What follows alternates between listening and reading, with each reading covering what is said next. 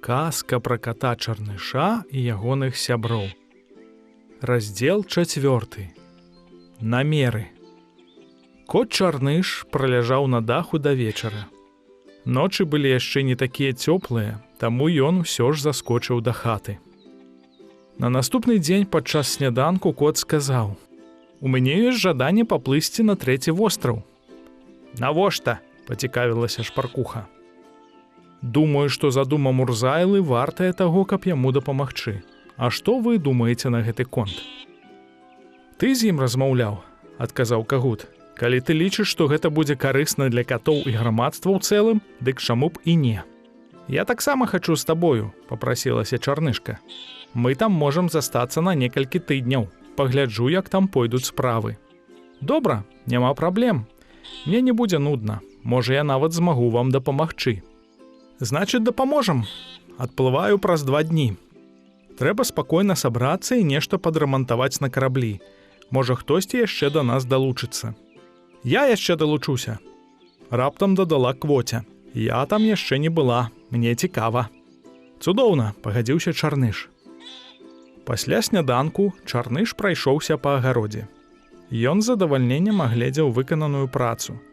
Пад абед з боку гнёздаў пачуўся крык: «Кут-куда! Кут-куда!»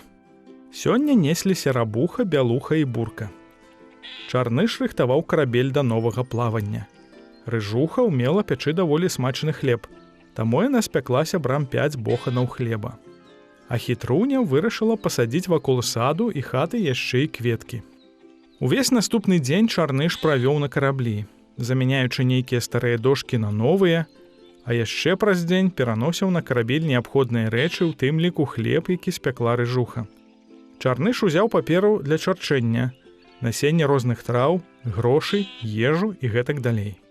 У той вечар сябры распалілі вогнішча. Яны запрасілі мясцовых вожыкаў і вераб'ёў. Кот Чарныш іграў на гітары, а астатнія спявалі. На досведку Квоця і Чарнышка ўжо чакалі Чарныша на вуліцы. Чарныш выпіў гарбаты з канапкамі і выйшаў.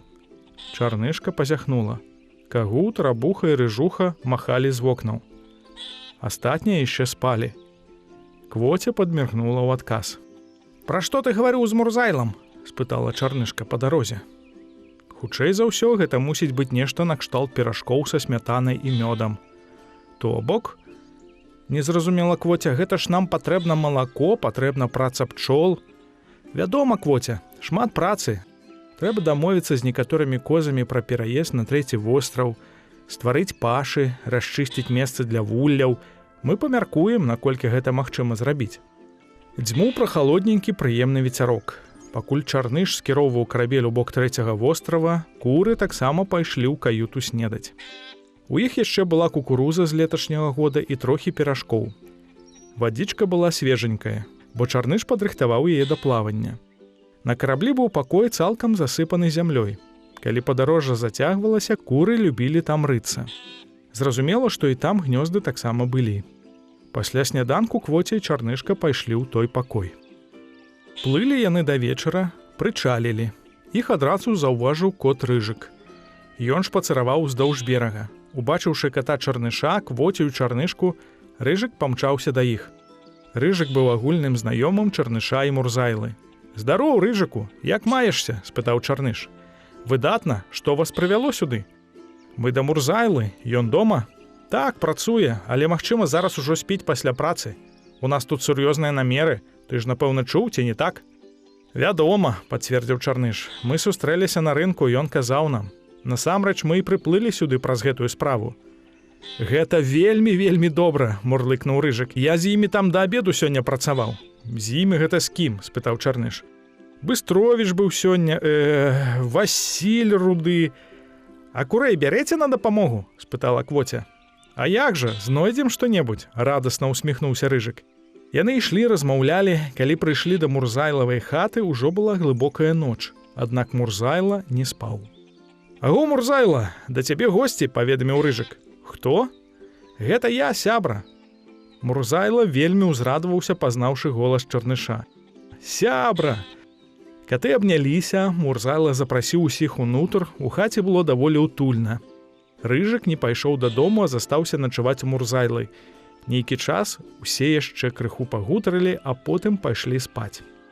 На трэцім востраве ў сваю чаргу была курыная вуліца. Чарнышка і Квоця запланавалі на наступны дзень пайсці і пазнаёміцца з мясцовымі курамі. Аднак сну нібыта і не было. Здалося, яны ледзь паспелі зручна размясціцца, як раптам праз усе шчыліны пачало даносіцца пранізлівае «Кукарыку!». Каты паступова заварушыліся, куры спакойна расплюшчылі вочы. «Хто гэта?» – спытала Чарнышка. «Гэта Кукарыкайла», – слаба паварушыў языком Рыжык. «Любіць хадзіць раніцай, гарлапаніць. Нават кагут так не кукарэкае. Кукарыку!» Ён любіць зайсці ў каціны квартал, пабудзіць катоў.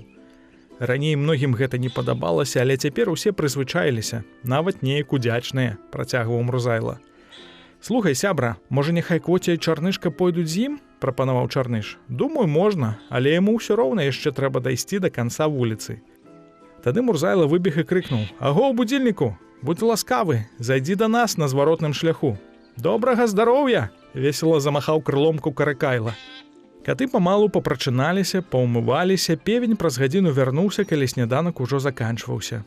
Кукарыкайлу пазнаёмілі з Квоцяй і Чарнышкай. Ён быў рады сустрэчы, ветліва запрасіў курачак на курыную вуліцу.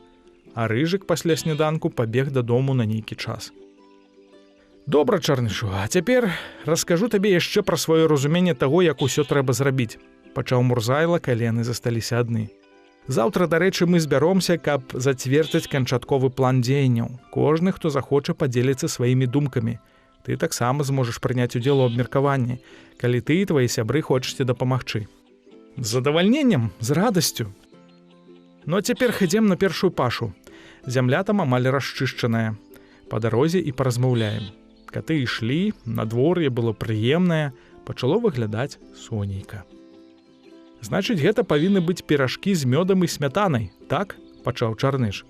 «Так, гэта будзе пякарня, у якой будуць пячы менавіта такія піражкі, некалькіх відаў, піражкі са слаямі мёду і смятаны, піражкі з мёдам, змяшаным са смятанай, піражкі толькі з мёдам.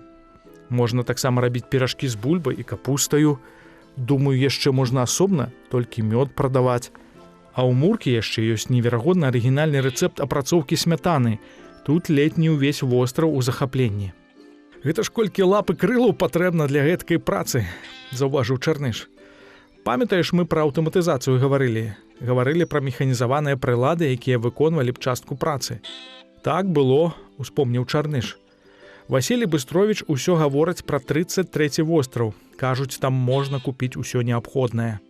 Думаю, яны маюць рацыю, гэта тэхнічна развіты востраў.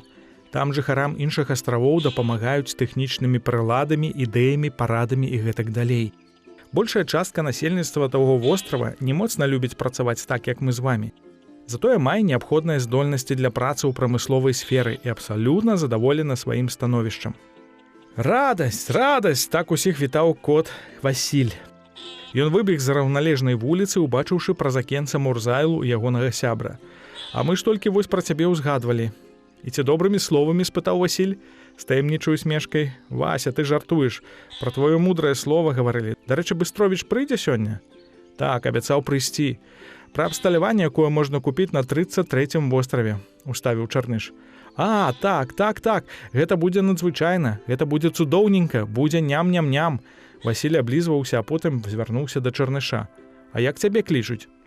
«Чарныш. Мы з Мурзайлам даўно сябруем». Каты яшчэ некаторы час ішлі жвава размаўляючы, і вось яны падышлі да плошчы, на якой ужо кіпела жыццё. Каты і кошкі пілі гарбату, было некалькі мясцовых качараў і гусей, індыкоў ды іншых птушак, бегалі 3-4 зайцы, пэўная колькасць трусоў. Грамадства ажыўлена гаманіла, хтосьці перакусваў, хтосьці піў гарбату, каву, ваду простую, ваду сакавітую, нехта паўнавартасна снедаў. «Хутка пачнецца», – замест вітання сказаў Чарнышу Васілю і Мурзайлу шэры кот. Тым часам Квоця і Чарнышка добра праводзілі час. Яны знаёміліся з мясцовымі курамі, іх частавалі рознымі смачнымі стравамі. Сяброўкі аглядалі гнёзды, таксама яны наведалі спецыяльна зробленую курыную сажалку, у якой куры вучыліся плаваць. Чарнышка нават паспрабавала крыху паплаваць, потым яна хадзіла і атрасалася.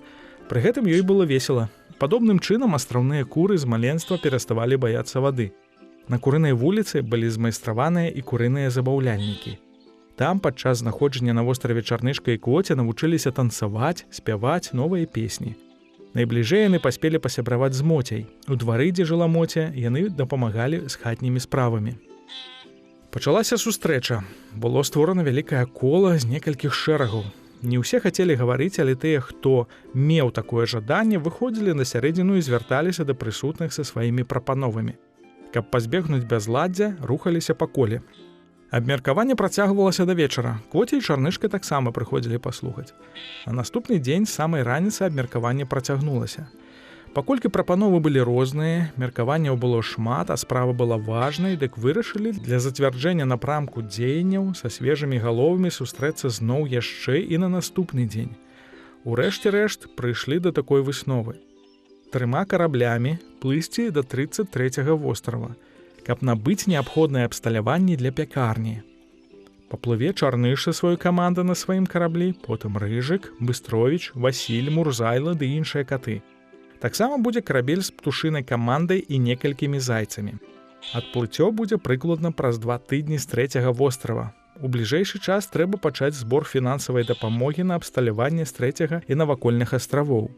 Працягваць працу па расчыстцы тэрыторый пад пашай, расчысціць тэрыторыю пад вуллі, зрабіць запрашэнне для кароў і коз, ахвотных пераехаць на 3-й востраў. Цяпер яны пераважна жылі на 8-м востраве. Падрыхтаваць для іх хаця б мінімальныя ўмовы пражывання. Мурка падрыхтуе ўсе важныя рэцэпты адной кніжкай. Будаўнікі працягнуць узводзіць сцены будучай пякарні. Было яшчэ шмат размоў і абмеркаванняў, але на гэтым этапе асноўная праца была зроблена. Быў зразумелы план далейшых дзеянняў. Праз некалькі дзён сябры-каты наведалі курыную вуліцу. Натуральна, што там ужо пра ўсе рашэнні было вядома. Было прыемна і цікава назіраць за абмеркаваннем рашэнняў паміж курамі, адчуваць іхняе натхненне. Чарныш пазнаёміўся з Моцяй ды іншымі новымі сяброўкамі Квоці і Чарнышкі.